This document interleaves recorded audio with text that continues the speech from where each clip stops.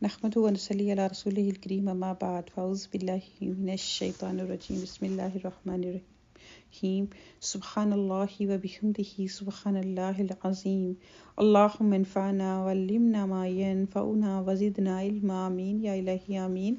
السلام علیکم ورحمۃ اللہ وبرکاتہ۔ امید کرتی ہوں کہ آپ سب خیریت سے ہوں گے، تو انشاءاللہ ہم اپنی بک کا آغاز کرتے ہیں۔ تو آج ہم جس کے اوپر بات کریں گے وہ ہے کہ خرچ کرنے سے اللہ سبحانہ و تعالیٰ رزق میں اضافہ فرماتے ہیں۔ خرچ سے اضافہ ٹاپک کا نام ہے، تو شروع کرتے ہیں۔ ایک روایت کے مطابق نبی پاک صلی اللہ علیہ وآلہ وسلم نے فرمایا کہ ہر روز جب کہ انسان صبح کرتے ہیں تو آسمان سے 2 فرشتے نازل ہوتے ہیں۔ ان دونوں میں سے ایک یہ کہتا ہے کہ اللہ خرچ کرنے والے کو اس کا بدل دے، یعنی کہ اس کا اجر دے، اور دوسرا فرشتہ کہتا ہے کہ اللہ مال روکنے والے کا مال ضائع کر دے، یعنی کہ ایک فرشتہ۔ اس حدیث کی روشنی میں ہمیں پتہ چلا کہ 2 فرشتے روزانہ جو ہے ہمارے لیے اللہ سبحانہ و تعالیٰ بھیجتے ہیں۔ تو اللہ کی راہ میں خرچ کرتے ہیں ان کے لیے فرشتہ دعا کرتا ہے کہ اللہ ان کو مزید ان کے رزق میں اضافہ کر۔ تو آپ کو پتہ ہے کہ فرشتوں کی دعا اللہ سبحانہ و تعالیٰ رد نہیں کرتے نا۔ تو دوسرا فرشتہ ساتھ ہی یہ کہتا ہے کہ جو یعنی کہ لوگوں پر خرچ نہیں کرتے، تنگ کر لیتے ہیں، اپنے اوپر ہی خرچ کرنا پسند کرتے ہیں، تو ان کا مال جو ہے وہ ضائع کر دے، یعنی کہ ایک قسم سے نعوذ باللہ استغفر اللہ، وہ فرشتہ ایک دعا کرتا ہے، دوسرا جو ہے وہ بد دعا کرتا ہے ایسے لوگوں کے لیے جو کہ مال کو روک کے رکھنا پسند کرتے ہیں اپنے تک۔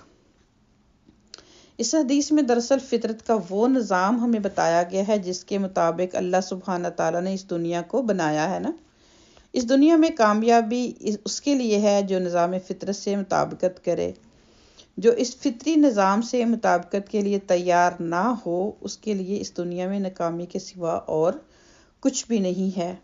اللہ سبحانہ و تعالیٰ کا بنایا ہوا وہ فطری نقشہ یہ ہے کہ اس دنیا میں جو انسان اپنے کمائے ہوئے مال کو ذاتی ملکیت نہ سمجھ لے، بلکہ اس میں سے دوسروں کو بھی دے تاکہ وہ بھی اپنی ضرورت پوری کر سکیں، ایسے افراد والا سماج خوب فروغ پائے گا۔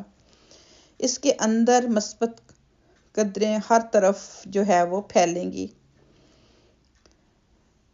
ایسے لوگوں کے ذریعے جو سماج بنے گا وہ گویا کہ ایک ہرا بھرا باغ ہوگا۔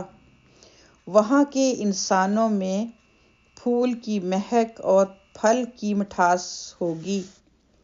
اس طرح کے سماج میں ہر ایک کو اس کا حصہ مل رہا ہوگا۔ وہاں دینے والے کو بھی اس کا دیا ہوا مختلف صورتوں میں اس کی طرف لوٹ رہا ہوگا، کبھی براہ راست انداز میں اور کبھی بالواسطہ انداز میں۔ اس کے برعکس معاملہ اس سماج کا ہے جہاں پر ہر مال والا اپنے مال کو خود اپنے ہی پاس روک کر رکھے۔